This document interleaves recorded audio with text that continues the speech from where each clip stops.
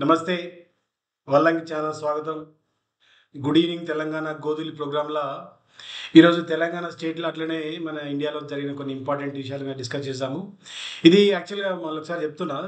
మన తెలంగాణ గోధులి ప్రోగ్రామ్ అనేది వల్లంకి ఛానల్‌లో ఒక ఈవినింగ్ డిస్కషన్ ప్రోగ్రామ్ అన్నమాట. మనము ఆ రోజు జరిగిన విషయాల్లో ఇంపార్టెంట్ విషయాలు తీసుకొని దానిపైన ఒక చిన్న అనాలిసిస్ చేస్తాము. అది జనాలకి ఎట్లా ఉపయోగపడుతది, ఎట్లా ఉపయోగపడదు అనే దాని మీద మనం అనాలిసిస్ చేస్తాము. సో, దాని పేరు గోధులు అని పెట్టినాం మనము. సో, దాంట్లో ఇయాల ఏం జరుగుతున్నాయంటే, ఒక పక్కన వరదలు, ఇంకో పక్కనేమో ఈ హైడ్రా బాధలు.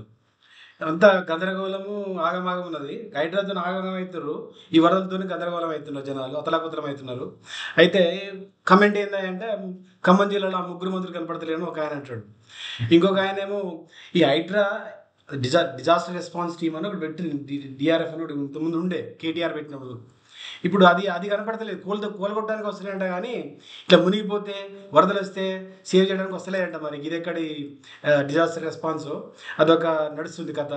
ఈ హైడ్రా అయితే పాపం చాలామంది middle class, lower middle class ఎక్కడైతే చిన్న చిన్న ఇల్లు కట్టుకొని ఉన్నారో వాళ్ళందరినీ ఆగమాగం చేస్తున్నారు.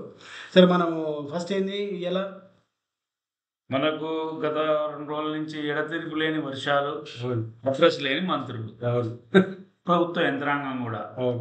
ఎందుకంటే మంత్రి ఇంట్లో మంది యంత్రాంగం కూడా ఇంట్లోనే ఉంటారు కదా, అవును. వాళ్ళు కూడా బయటకు రారు కదా. అవును. ఇప్పుడు రాజు ఎట్లుంటాడో బట్టలు అట్లుంటారు. రాజు దొంగ అయి తిరిగితే బట్టలు కూడా దొంగలే అంటారు. వాళ్ళు కూడా మాటలు నడిపిస్తారు. అంతే కదా. వస్తాం చేస్తాం అంటున్నాడు కానీ వచ్చిన లేడు, చేసిన లేడు.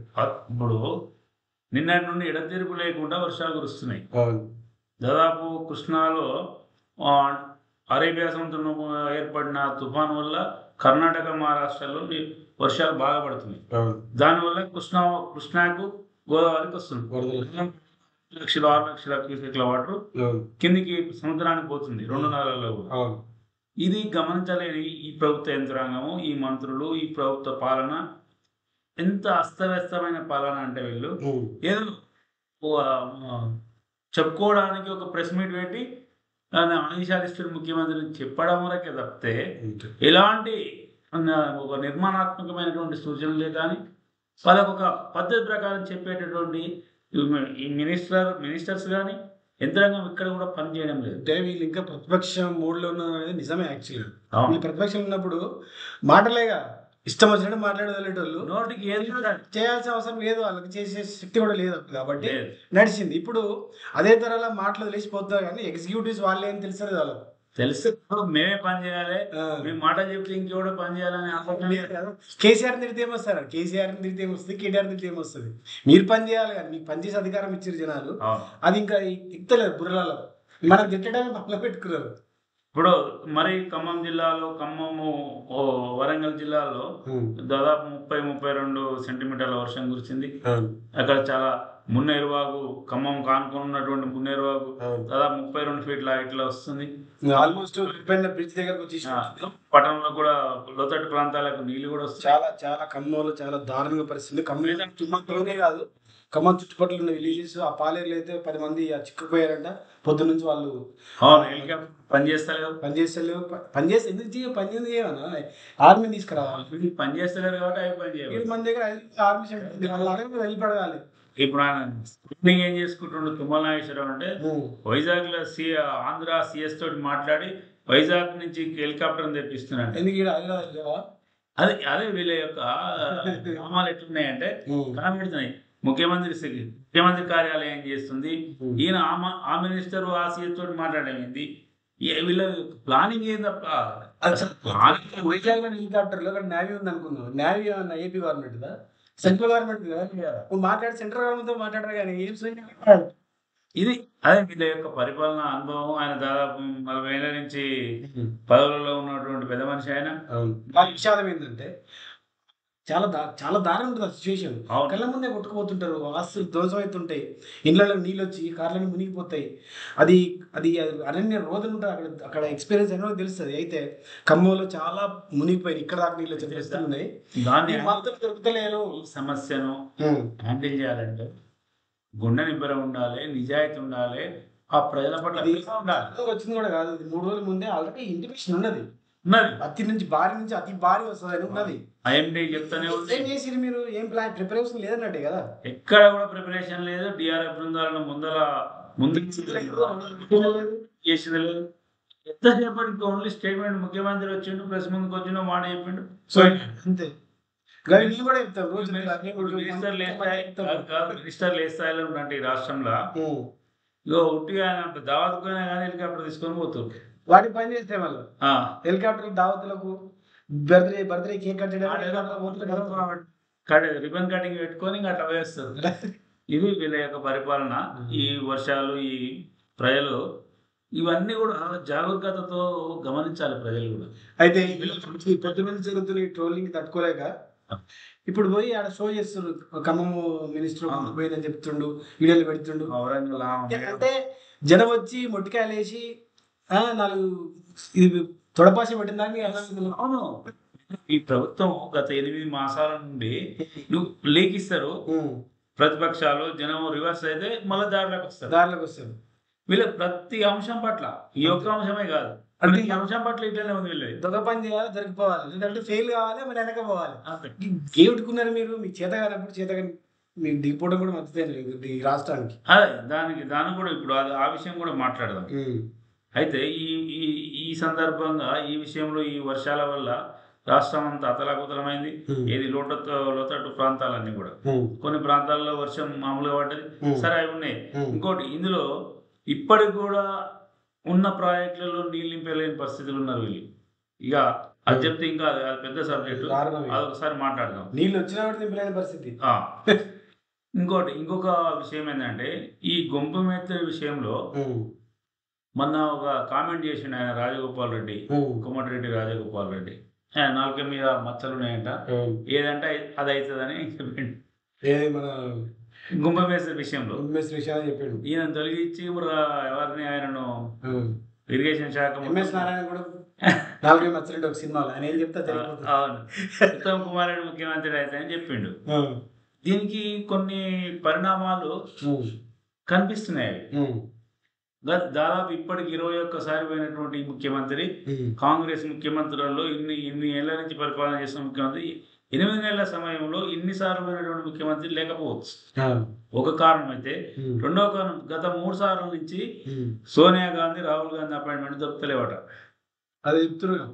వాస్తవమే. ఢిల్లీ పోయి ఒక రోజు వచ్చేస్తుంది. అవును, 3 రోజులు ఉంటాయని చెప్పి ఫస్ట్ దొరుకుతలేదు, ఇవ్వట్లేదు వాళ్ళు. ముఖ్యమంత్రికి అపాయింట్ లేకపోతే నువ్వే ముఖ్యమంత్రికి ఏం నడుస్తుంది? ఈ రాష్ట్రం ఏం నడుస్తుంది కథ? మొన్న లాస్ట్ టైం ఏం చేసిండు, రాజీవ్ గాంధీ విగ్రహం పేరు పెట్టుకుని పోయిండు. అట్లా కూడా వాళ్ళు నమ్మలే. నేనేదో జిమ్మికులు ఉన్నదని. ఇప్పుడు ఇంకా ఒక కన్స్పైరసీ కూడా నడుస్తుంది అనేది టాక్స్. అయితే ఈ సోషల్ మీడియాలో ఒకటి మెసేజ్ వస్తుంది. ఏమని అంటే, రేవంత్ రెడ్డి కొత్త పార్టీ పెడితే ఎట్లుంటది, మీ అభిప్రాయం ఏందని అడుగుతున్నట్టు ఒక కాల్ వస్తుందట, ఫోన్ కాల్. అది చాలా మంది మెసేజ్ సర్క్యులేట్ అవుతున్నాయి. మరి అది ఏంది అసలు? దాని వెనుక ఉన్న లీకా? ఒక 1 వీక్ క్రితమే మనం ఒక వీడియో చేసినాం ఆ విషయం పట్ల. ఇది లీకా నిజమా? అంటే ఎంతసేపటికైనా ఆయన అనుకున్న నెరవేరే వరకు అడ్డం ఎవడొచ్చినా ఎవరు లేకున్నా అది పోతుండాలనేది ఆయన ఆశయంగా పెట్టుకొని పోతుంటాడు. అట్లనే సీఎం పదవి కొట్టిండు. అది కాంగ్రెస్ పార్టీ గమనించాలి. మరి 126 సంవత్సరాల పార్టీ మరి ఏం చేసిన వాళ్ళకి అప్పుడు దిక్కులేదు. అంటే దిక్కున్నా కూడా ఈ పైసలు నడుస్తున్నాయి వాళ్ళకి, అప్పుడు పరిస్థితి బాగాలేదు. అయితే దీన్ని మార్చే ఇప్పుడు ఈ మార్పు వల్ల ఏమైందంటే, సంకట స్థితిలో ఉంది కాంగ్రెస్ పార్టీ. మార్చితే ఒక బాధ ఉంది, మార్చకపోతే ఒక బాధ ఉంటుంది. మార్చకపోతే కూడా ఇప్పుడు సంకట స్థితిలో కాంగ్రెస్ పార్టీ కాదు, మన స్టేట్ కూడా ఉన్నది. ఈ స్టేట్ వీళ్ళకి ఓటేసినాడే సంకట స్థితిలోకి పోయింది ఈ రాష్ట్రం. ఎందుకంటే గత 8 మాసాల నుండి మనం చూస్తున్నటువంటి వీళ్ళ యొక్క పరిపాలన విధానం, వీళ్ళు చేస్తున్నటువంటి పనులు, వీళ్ళు మాట్లాడే భాష, సుప్రీంకోర్టు కూడా చివాట్లు పెట్టింది ఒక ముఖ్యమంత్రిని. ఎంత దారుణమైన విషయం అంటే, ఆ విషయం కూడా తెలియదు. రోడ్డు వేమేటోళ్ళకి మాట్లాడుతున్నాయి పచ్చి అందరికి అర్థమయ్యే వస్తుంది చెప్పాలంటే. అదే కాదు, నువ్వే మాట్లాడితే మరి మామూలు పరిస్థితి ఏంది? నీవు ఎవరు అసలు? నువ్వు రోడ్డు మీద బయట ముఖ్యమంత్రి అని అడిగింది గట్టిగా. అదే దీని పర్యవసనాలన్నీ గమనిస్తే ఈయన దూరం పెరుగుతుంది ఏఐసిసి కేంద్ర పార్టీకి, ఈ రాష్ట్ర ముఖ్యమంత్రికి. అందులో సీనియర్లు అజెండా వేరు, వాళ్ళ అజెండా వేరు కదా. అవి ఏదో ఒక రోజు బయటపడాల్సింది ఆ డిఫరెన్స్ అనేది పడాల్సిందే పడుతుంది అది. పడుతుంది. మేము మనం అనుకున్నట్టు ఇంతకుముందు వీడియో చేసిన ప్రకారం అవును. ఒక 1 ఇయర్ లోపే ఒక రూపం వచ్చే అవకాశం ఉంది. అది రేవంత్ రెడ్డి పార్టీ కావచ్చు, ఇంకేదన్నా కావచ్చు, ఇంకేదన్నా కావచ్చు, రూపురేఖలు అయితే వస్తాయి. అది దాంట్లో పచ్చ కలర్ ఉంటుంది, కాషాయం కలర్ కలుస్తుంది, కొత్త బ్లూ కలర్ వస్తుంది కొత్తది. ఇది ఒక విషయము. ఈ ముఖ్యమంత్రి పట్ల ఈ రాష్ట్రం ఉన్నటువంటి దరిద్రం. ఇంకొకటి ఏంటంటే పరిపాలనా విధంగా చూస్తే ఈ గురుకుల విద్యను నిర్వీర్యం చేసేయండి. ఈయన మండలానికి ఒక ఏంది స్టేట్ ఎక్సలెన్స్ స్కూల్ పెడతాని ప్రగల్భాలు పలికిన ఈ ముఖ్యమంత్రి ఈ గురుకుల విద్యను మొత్తం కేసీఆర్ పెట్టిండు కదా. అరే ఇది ప్రభుత్వ సొమ్మురా బాబు, ఏం ఆలోచన వీళ్ళది, ఇలా ఆలోచన విధానం ఏంటో అర్థం. ఆయన పనికొచ్చే వాడుకుంటుండు, సెక్రటరీ లాంటివి అవి వాడుకుంటుండే, ఆయన పనికిరాని తీసేస్తా అంటుండు.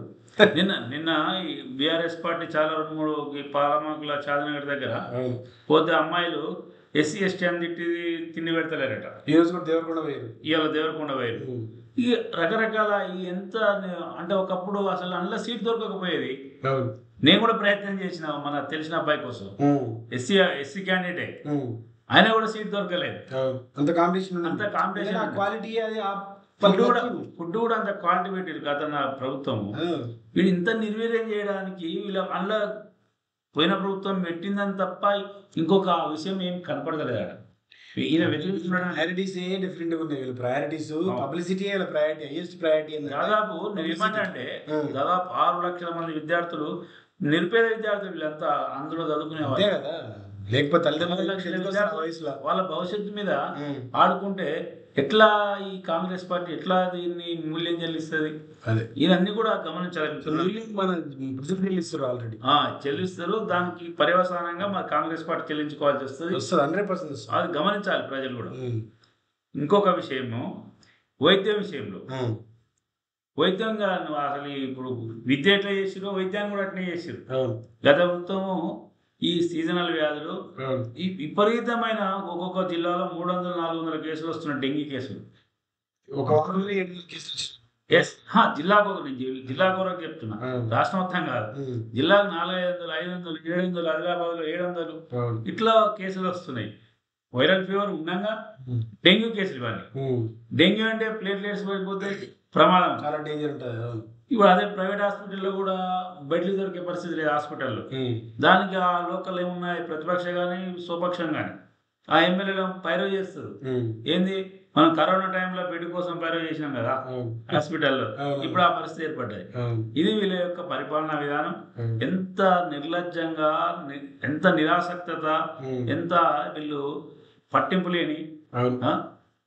ఏంటంటే ఈ హైడ్రా పేరు మీద మీరు ఫోటోలు చూస్తే ఈ మామూలు పేద మధ్యతరగతి బిలో మిడిల్ క్లాస్ ఉంటారు కదా, వాళ్ళు ఓవర్ నైట్ పైన కొట్టేస్తారంట. వాళ్ళకి ఇంటిమేషన్ ఏమి ఇవ్వకుండా. అదే పెద్ద పెద్ద విషయంకి వచ్చారు వాళ్ళకి నోటీసులు ఇవ్వడము, అది వాళ్ళ తరఫున వాళ్ళకు. వాళ్ళ అవతల పార్టీలో కూడా బదిలిస్తారు. కోర్టుకో ఏదో చేస్తారు, మొత్తానికి వాళ్ళు ఏదో అడ్డం వేస్తారు. అది కోర్టు అని, అది ఇంకేదైనా కోర్టులో వేస్తారు, రావాల్సింది అది. ఈ పేదోళ్ళు ఏం చేస్తారు, ఏం చేయరు కదా. ఈ పేదోళ్ళు కూల్చేసి మేము కూలుస్తున్నామని పెద్ద డబ్బా కొట్టుకోవడము. అరే మీరు అన్యాయం చేస్తున్నారు బాబు, ఇది న్యాయం. దీనివల్ల హైడ్రా వల్ల రూపాయి కూడా లాభం లేదు మామూలు జనానికి. క్లియర్, ఇది 2 రోజులకి ఇప్పుడు కాకపోతే ఇంకా 4 రోజులు తెలుస్తుంది. అది ఓన్లీ పబ్లిసిటీ పనికి వస్తుంది గవర్నమెంట్కి. ఆయన ఏం దేంట్లో వెళ్ళి పెట్టినా కూడా అది ఇరుక్కుంటుంది కాబట్టి, సక్సెస్ కాదలేదు కాబట్టి ఇది పనికి మళ్ళీ ముచ్చట. మనం రోజు ఈ టీఆర్పీ కోసం సంచలనం అవుతుందని చెప్పేసి దీని మీద నడిపిస్తారు. కానీ దీని మీద ఫోకస్ దీని మీద పెట్టి అసలు విషయాల మీద మర్చిపోతుంది. లేకుంటే టీఆర్పీ ముందు పెట్టి ప్రిపేర్ అయి ఉండాల్సింది వరదలకి కాలేదు. అదొకటి. అసలు ఇవన్నీ మర్పియడం కోసమే ఈ డ్రామా. ఈ డ్రామా నువ్వు ఇన్ని రోజుల నుంచి ఈ ప్రభుత్వం, నువ్వు సరే పోయిన ప్రభుత్వాలు తప్పు చేసినాయి అనుకుందాం. గత 60 ఏళ్ళు నువ్వే ఉన్నావు, నీకు పార్టీ ఉంది. మధ్యలో 10 సంవత్సరాలే కదా వేరే పార్టీ ఉన్నది. నీ పార్టీ మాజీ పార్టీ.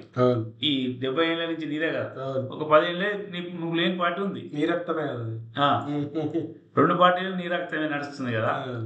అటువంటి సందర్భంలో ఇచ్చినటువంటి వాటి పర్మిషన్ ఇస్తే ఎట్లా ఇచ్చారు, అది గవర్నమెంట్ డబ్బులు ఎట్లా కట్టుకుంది, ఇవాళ ఎట్లా కూలగొడితే ముందా సేవ్ చేసినావు అనుకున్న మార్గం ఏంది, ఏమన్నా చర్చ చేసినావా, అఖిలపక్షాన్ని పిలిచినావా, ఏం చేద్దామని, ఈ విధంగా చేద్దాం అనుకుంటున్నాను, ఏమన్నా అఖిలపక్షాన్ని పిలిచి మాట్లాడినావా, ఇవేం లేవు. నేనే సూపర్ పవర్. వీటన్నిటి యొక్క పర్యవసానమే సోనియా గాంధీ, రాహుల్ గాంధీ ఇవ్వకపోవడం కూడా కారణం అని అంటున్నారు. బేసిక్ గా ఇక్కడ ఒక అంటే పార్టీ ప్రతిష్ట పెంచుకోకుండా ఈయన వ్యక్తిగత యొక్క ప్రాబల్యం పెంచుకోవడం మీద ఎక్కువ ఫోకస్ చేస్తుండు. Yes. పార్టీకి నష్టం వస్తుందని తెలిసి కూడా అబద్ధాలు చెప్పడం, అవును. ఫెయిల్యూర్ కావడం చేస్తుంటే అది ఈయనకి వ్యక్తిగతంగా ఏం కాదు, వాళ్ళకి అర్థమైంది పార్టీని పొందబెడతాడని.